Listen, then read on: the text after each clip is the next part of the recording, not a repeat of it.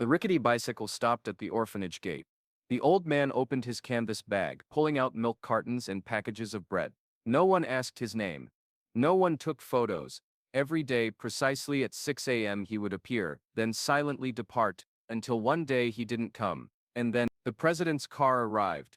Why did a man on a bicycle move an entire nation to tears? Welcome to QH. Let's uncover what really happened. Arthur Rowan pedaled steadily through the dawn mist, his weathered hands gripping handlebars worn smooth from years of use. At 78, his body bore the invisible scars of a Marine who had seen things most would never comprehend. His daily journey began before sunrise in a small wooden house on the outskirts of Montana, a place where neighbors knew him simply as the Bicycle Man. Time had etched deep lines into his face, but his eyes remained clear and purposeful. A small American flag fluttered from the side of his olive-green backpack, faded but proud, much like the man himself. Veterans in town recognized the military precision in his movements, the way he scanned surroundings without seeming to, the straight posture despite his years. After his wife Margaret passed in 2001, Arthur lived alone. No children came to visit, no family gathered for holidays, just a solitary figure whose kitchen calendar marked days with simple X's, each one representing another sunrise he'd earned while younger men hadn't. The Maple Haven home stood 30 kilometers from Arthur's home, a converted school building housing over 40 children orphaned by modern warfare, domestic violence and circumstances beyond their control. Government funding barely covered essentials. Volunteers came and went, their goodwill often outlasted by the children's needs. Arthur first noticed them on a Tuesday morning at the local supermarket. A small girl, no more than 7, counting coins with trembling fingers at the bread counter. Her coat was too thin for the autumn chill, her shoes worn through at the toes. "You all right there, little miss?" he asked, keeping his distance so as not to frighten her. The girl looked up, eyes calculating whether he represented threat or help. "Where do you live?" Arthur asked gently. She pointed wordlessly down the road, toward the shelter Arthur had passed countless times without really seeing. That evening, Arthur sat at his kitchen table, staring at his modest pension statement. After basic expenses, he had exactly 142 of discretionary income each month. He glanced at the half-empty refrigerator, then at the worn photograph of his Marine unit. Decision made, he walked to his garage and pulled out the old bicycle he hadn't ridden in years. By dawn he had filled his backpack with milk, bread and apples purchased with money previously allocated for his cable television subscription. 30 kilometers later he arrived at Maple Haven, legs burning, breath short, but something inside feeling more alive than it had in decades. "What are you doing, old man?" a passing motorist shouted one morning, seeing Arthur struggling up a steep hill. "You'll kill yourself." Highway patrol officers stopped him twice, warning about impeding traffic on the shoulder. When heavy rain came in October, Arthur arrived with a bandaged knee and stained clothes from a fall, but his backpack remained mysteriously dry, its contents intact. The shelter staff initially viewed him with suspicion. Was he seeking recognition, a tax write-off, some form of redemption? "Why do this to yourself?" a young volunteer finally asked him. "The county has delivery services. There are easier ways to help."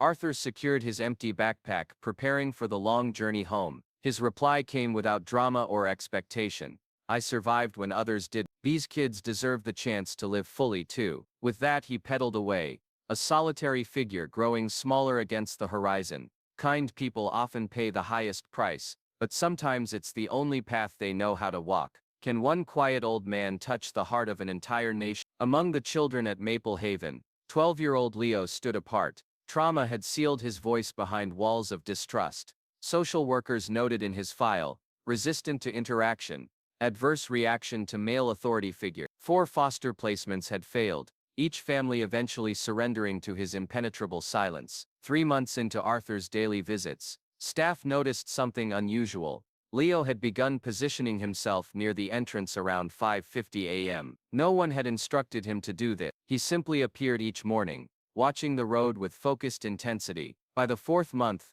Leo would be waiting at the gate itself, hands clasped behind his back in an unconscious mimicry of Arthur's military bearing. No words passed between them at first, just nods of acknowledgement, a silent understanding between two souls acquainted with loss. On a particularly cold December morning, Leo spoke his first voluntary words in over a year. "Why don't you ever stay?" he asked as Arthur unloaded his daily offering. Arthur paused, studying the boy's face. "I spent many years sitting amid gunfire," he replied softly. "Now I just need to know you're all safe.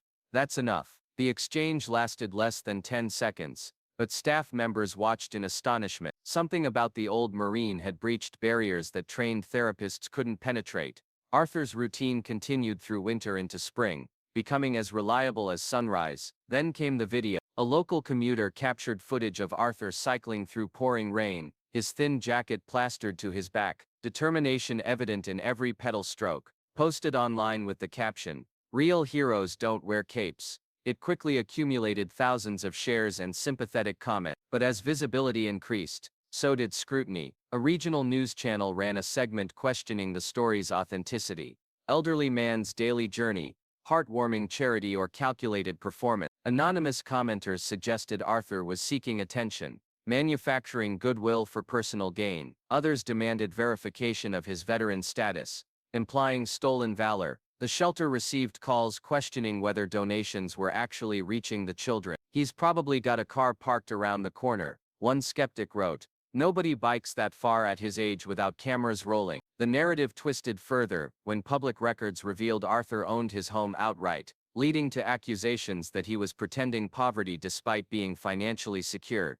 None of this reached Arthur directly. He owned no computer, no smartphone. His television remained disconnected since the day he'd chosen milk for strangers over entertainment for himself. What no one knew was that a social worker, troubled by the growing controversy, had begun researching Arthur's past. In the National War Library archives, she discovered military records documenting Arthur's service, including a Bronze Star recommendation for extraordinary heroism during an ambush that had claimed 7 American lives. The citation described how Corporal Rowan had repeatedly exposed himself to enemy fire, dragging wounded Marines to safety until he collapsed from blood loss. 12 men survived because of his actions. The medal, however, was never presented. Arthur had declined the ceremony, requesting immediate return to his unit instead. One of those 12 survivors now served as the current National Security Advisor. Meanwhile, Arthur missed his first day at Maple Haven, then a second, then a third. The children grew anxious. Staff called hospitals. Leo, without permission, took a bicycle from the storage shed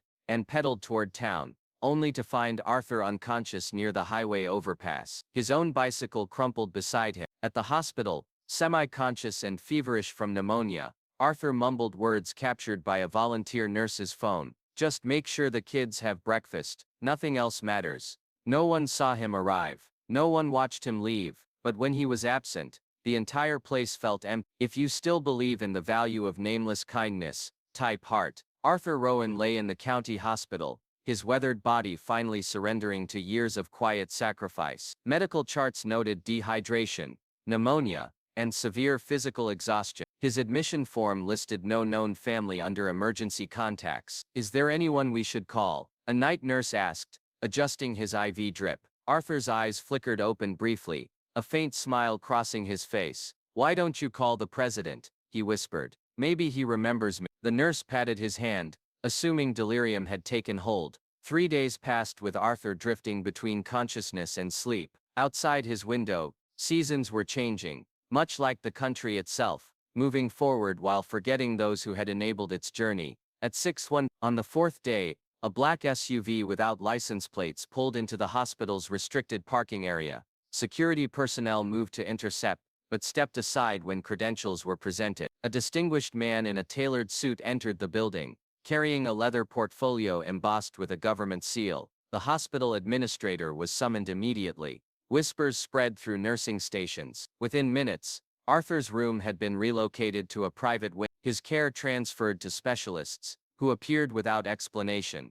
The distinguished visitor, now identified as the National Security Advisor, placed a simple wooden box on Arthur's bedside table. Inside lay a Bronze Star medal, and a handwritten letter on presidential station. "Sir, it's 50 years late, but we never forgot." When Arthur woke, the National Security Advisor stood at attention beside his bed. "Corporal Rowan," he said formally, "my name is Jonathan Cross. In 1971, outside Hugh you pulled me and 11 others from a burning transport under heavy fire. I've spent decades trying to locate you." Arthur's eyes registered confusion. "You were just a kid," he murmured. "I was 19, Harrington confirmed. "And you told me something I've carried my entire career. The measure of a country isn't how it treats its strongest citizen, it's how it remembers its quietest ones." 24 hours later, the president addressed the nation in a televised broadcast. Standing before the White House, he spoke without teleprompter or prepared notes. "America is held together not by declarations or monuments, but by quiet courage. People who serve without recognition, who sacrifice without reward. Today I want to tell you about a Marine named Arthur Rowan." The president recounted Arthur's wartime heroism, then his recent daily journeys to Maple Haven home. He announced the establishment of National Volunteer Honor Day to be observed annually on the date of Arthur's hospital admission. More significantly, he directed the Department of Veterans Affairs to create a specialized transport program, ensuring no child welfare facility would lack essential supplies. The Rowan Initiative, he called it, because true patriots don't seek applause, they seek solutions. As the president spoke, something remarkable was happening at Maple Haven home. Children who had learned of Arthur's condition through staff were creating handmade cards. Teenagers organized younger ones into assembly lines of compassion. Even the newest arrivals participated, somehow understanding that this invisible man had altered their world. Leo, however, worked alone. For hours he hunched over paper, writing and rewriting until his fingers cramped. When finished, he folded the note precisely, military style, the way he'd seen Arthur fold his empty food bags. 1 week after his collapse, Arthur was discharged from the hospital. A government vehicle waited to transport him home, but at the entrance stood a sight that stopped conversation mid-sentence. 43 children and staff members from Maple Haven, arranged in perfect formation, each holding a milk carton like an offering. Leo stepped forward, his face solemn with responsibility. He extended his carefully folded note to Arthur. "I don't need a father," it read in careful handwriting. "I need you to come back." Arthur Rowan, who had withstood enemy fire without flinching, who had endured 50 years of anonymity without complaint, finally surrendered to emotion. Tears flowed freely as he embraced the boy who had broken through decades of practiced stoicism. Behind them, news cameras captured not because Arthur sought attention, but because a nation needed reminding of what true service looked like. When all truth is revealed, those who once turned their backs now stand speechless. Justice may arrive late, but it is never absent. If you still believe in ultimate justice, type justice. 6 months transformed everything, yet nothing changed at all. Arthur Rowan still rode his bicycle to Maple Haven shelter each morning, but now on a specially designed model gifted by a veteran-owned company. It's framed sturdy enough for an old Marine's dignity, but light enough for aging muscles. He wasn't alone anymore. Mondays brought local police officers pedaling alongside him. Wednesdays, a rotating group of high school students joined the journey, fulfilling community service requirements, while absorbing silent lessons in perseverance. Fridays often found fellow veterans flanking him like an honor guard, their presence needing no explanation. Arthur's canvas bag expanded to include not just sustenance, but sustainability, comic books for reluctant readers, mechanical pencils for aspiring artists, and dog-eared manuals on bicycle repair. The shelter's storage room now housed a growing collection of tools and spare parts,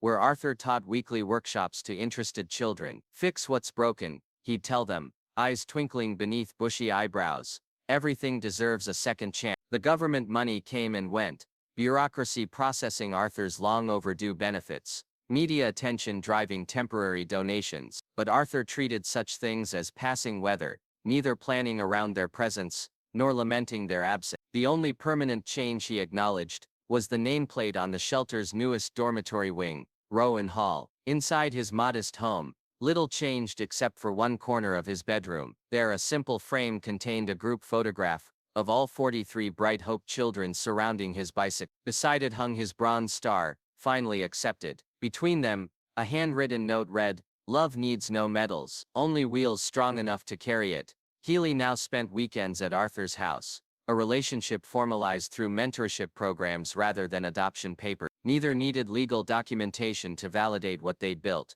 Together they tended a small vegetable garden, repaired neighborhood bicycles, and sat in comfortable silence during evening thunderstorms. At Maple Haven's year-end academic ceremony, Leo read his winning essay aloud, his voice steady despite the audience. "Mr. Rowan isn't a superhero. He can't fly or become invisible, or shoot laser beam. He's just the only person who showed up at the same time every morning, with a bag of milk and a smile that never asked for anything back. Some people say heroes save the world all at once in big explosions. I think sometimes they save it little by little, day by day, one bicycle ride at a time. When asked about his newfound recognition, Arthur's response remained characteristically brief. Attention fades. Children don't.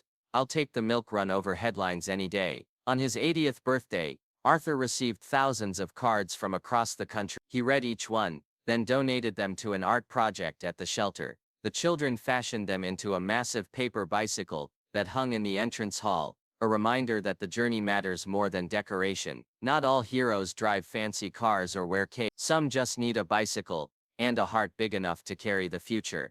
Telling this story reminds me of my late father. He too rode his bicycle to work for 30 years, never missing a day. Nobody applauded him. No medals were awarded, but in my heart, he was my first hero, and always will. Arthur Rowan helped me realize that kindness needs no stage. It only requires a path, a reason, and someone brave enough to begin. If this story touched you, please don't forget to share it with the first person who came to mind as you heard it, because perhaps they're quietly changing worlds too, one pedal stroke at a time. He thought of Leo's quiet determination, of cardboard signs and scribbled crayons, turned to symbols of hope, and he smiled, not because the world had noticed him at last, but because he had finally found someone to carry the kindness forward. We told their story, you gave it meaning, thank you.